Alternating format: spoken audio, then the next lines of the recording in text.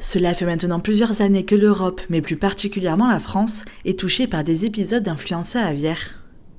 Ce virus qui touche toute espèce d'oiseaux est plus connu chez certains d'entre eux, comme les canards, et aussi sous le nom de grippe aviaire. On retrouve une circulation du virus de plus en plus importante dans la faune sauvage. C'est ce que l'on a constaté l'an dernier en Meuse, avec un épisode inédit, puisqu'on a eu une mortalité inconnue jusqu'alors, même en Europe, d'oiseaux sur la zone de Madine et qui s'était étendue dans les étangs aux alentours satellites. Cet épisode en faune sauvage se retrouve cette année, en ce moment, dans le Grand Est, avec notamment plusieurs départements touchés où on recense un certain nombre d'oiseaux morts, notamment des mouettes rieuses.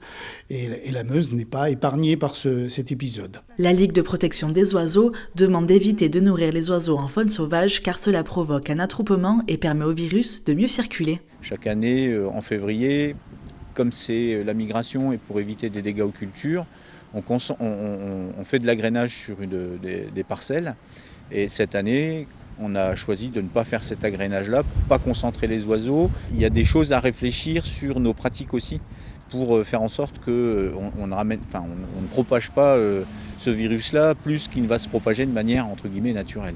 Pour éviter la propagation du virus, les élevages contaminés sont obligés d'être abattus et des abattages préventifs ont même lieu dans des zones à forte concentration d'élevage et engendrent des problématiques supplémentaires. La découverte d'influenza aviaire fait perdre un statut sanitaire qui est très important dans nos échanges commerciaux et donc d'où l'importance de gérer au mieux ces épisodes et de pouvoir essayer de contenir l'évolution de la maladie. On peut être amené à manquer de volailles du fait de la crise de l'influenza. Si vous trouvez le cadavre d'un oiseau, il est très important de ne pas toucher l'animal et de prévenir la mairie ou la DETSPP de l'emplacement de ce dernier.